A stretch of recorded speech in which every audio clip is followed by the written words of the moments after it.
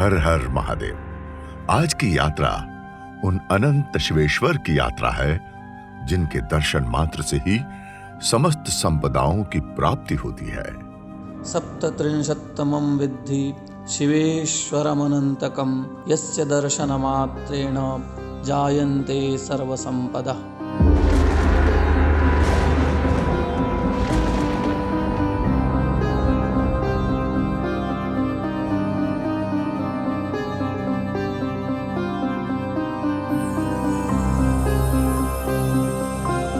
पूर्व के किसी ब्रह्मकल्प में महाकाल वन क्षेत्र में रिपुंजय नामक प्रजापालक राजा राज्य करते थे।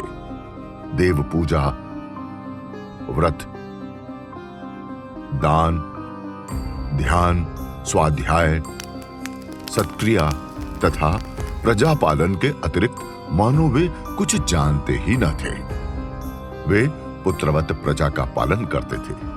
उनकी प्रजा सुखी, समृद्ध, बुढ़ापे और मृत्यु के कष्ट से मुक्त, पुत्रवान, धन धान्य से परिपूर्ण तथा सभी कामनाओं को प्राप्त करने वाली थी। अर्थात राजा इतने धर्मपूर्वक प्रजा पालन कर रहे थे कि उनके राज्य पर विधाता की भी कृपा बनी हुई थी। उन राजा के तेज से संपूर्ण महाकाल वन व्याप्त था।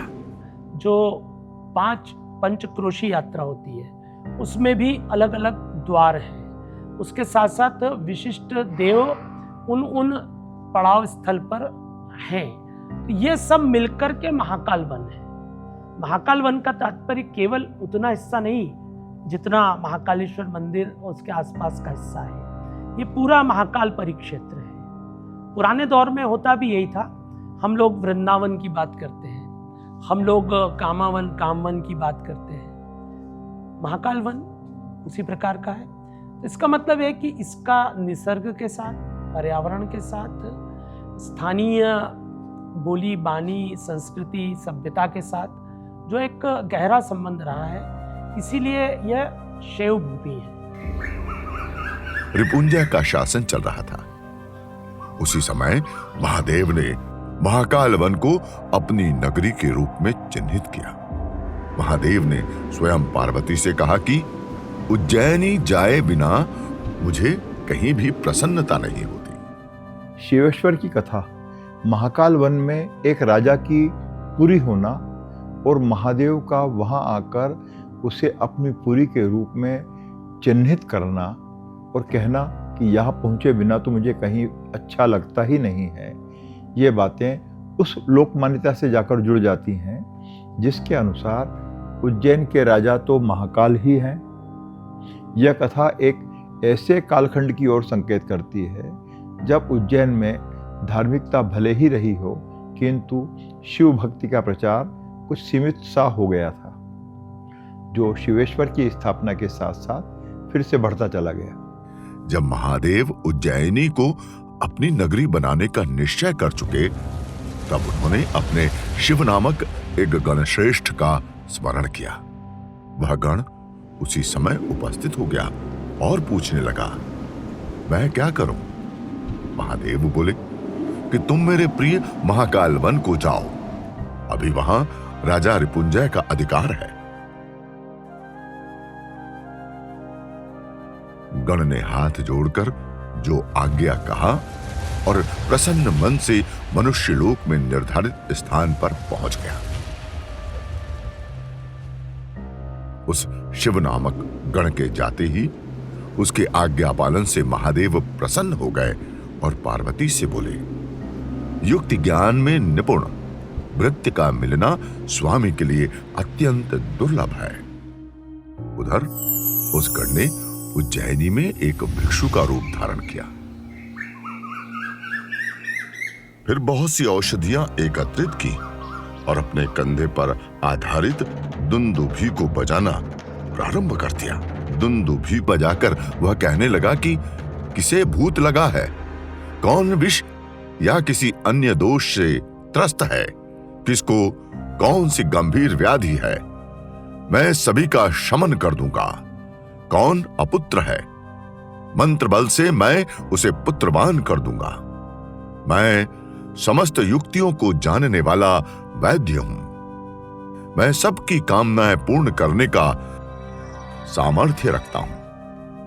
उस गणेश्वर की यह घोषणा सुनकर कौतूहल से भरे हुए बच्चे, बूढ़े, स्त्री आदि सभी प्रकार के मनुष्यों की भीड़ उसके पास आने लगी।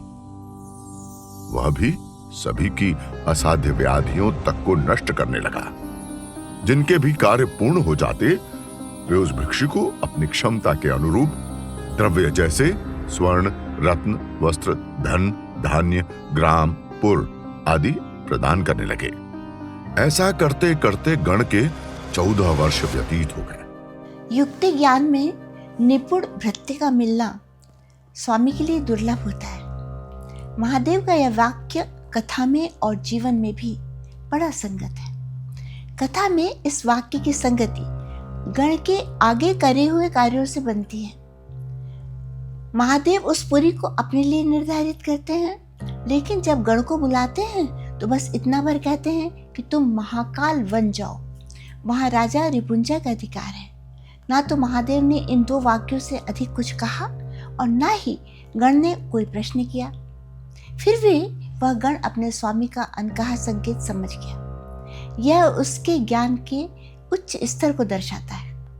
कैसे भिक्षु के रूप में स्वयं को स्थापित कर लक्ष्य प्राप्ति हेतु सटीक प्रयास आरंभ किया, वह उस गण की युक्ति का उच्च स्तर था। और उसके बाद कैसे 14 वर्ष तक अपने लक्ष्य साधन में वह लगा रहा, यह उसका समर्पण था। यदि सेवक अपने स्वामी के प्रति ऐसे ही समर्पित हो, विवेकी भी हो और युक्ति भी जानता हो, तो वह स्वामी की उन्नति में बड़ा सहायक सिद्ध होता है। किंतु प्रायः ऐसा सेवक होना जो अपने स्वामी के इशारों को जरा में समझ जाए, सूझबूझ से कार्य भी कर सके और समर्पित भी हो, यह एक साथ मिलना बड़ा कठिन है। गणराज को बस राजा की कोई न्यूनता ज्ञात करनी थी जिससे वह अपना प्रभाव बना सके। किंतु 14 वर्षों में सदैव सतर्क रहने पर भी उसे राजा का कोई भी छिद्र ज्ञात न हो सका। गण ने विचार किया कि यह राजा कितना दुष्कर है, यह कितना लोकपरायण है, तेज का भंडार, यह राजा कितना वीर, दुर्जय और बुद्धिमान है। ऐसा विचार करते हुए वह शिव नामक गण एक जीर्ण उद्यान के लता मंडप में रहने लगा। मत्स्यकथित में जीर्णोद्यान की चर्चा है। उज्जैन में जीर्णोद्यान और स्कंद पुराण के अवंती खंड के अनुसार 84 महादेव की जो कथा है उसके अंतर्गत ये बताया गया है कि राम जनार्दन मंदिर के क्षेत्र में जो 84 महादेव में से एक महादेव है वह जीर्णोद्यान केंद्र में है। तो उससे पुष्टि होती है कि जीर्णोद्यान भी प्राचीन है, विद्यमान था और जो स्थान है वह भी प्राचीन है। वो पुराणों से भी उसकी पुष्टि होती है, साहित्य में से भी पुष्टि होती है।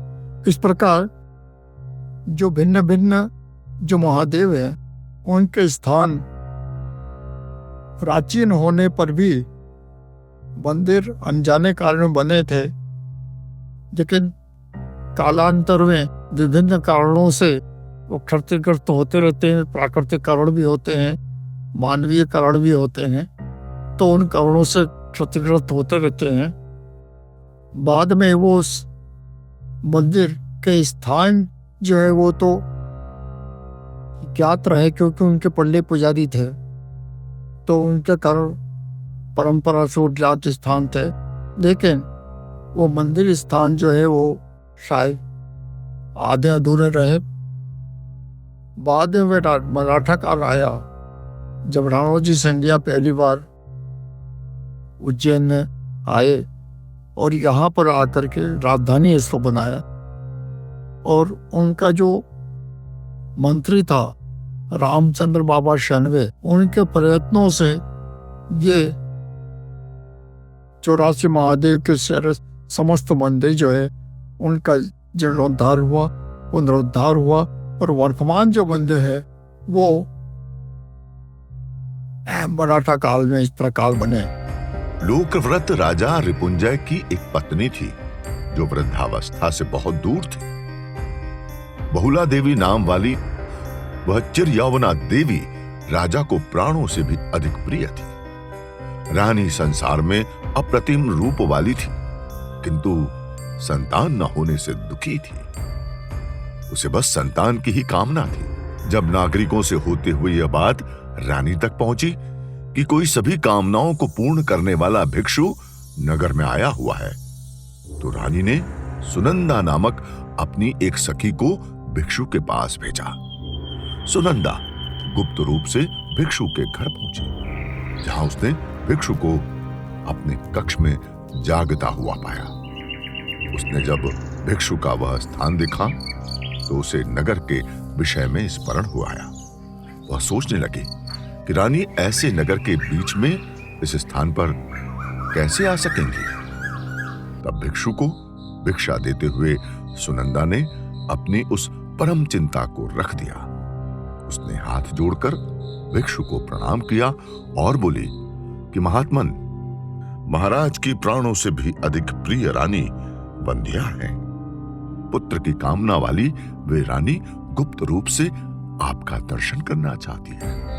भगवान, आप कृपाकर हैं और प्रायः लोगों की भलाई करते रहते हैं। भिक्षु रूपी गण को यहां राजा की एक न्यूनता ज्ञात होगी कि वह संतानहीन है। पुत्रार्थी राजा को अब अपने प्रभाव में लाना सहज होगा। ऐसा विचार कर वह भिक्षु बोला कि अरे देवी, तुम्हारी यह कैसी विपरीत बुद्धि है। राजा मुझे नहीं जानते, मैं राजा को नहीं जानता, और तुम मुझे उनके घर ले जाना चाहती हो। अगर किसी के अंतःपुर में कोई अपरिचित व्यक्ति देखा जाए तो उसे व्यभिचारी समझा जाता है।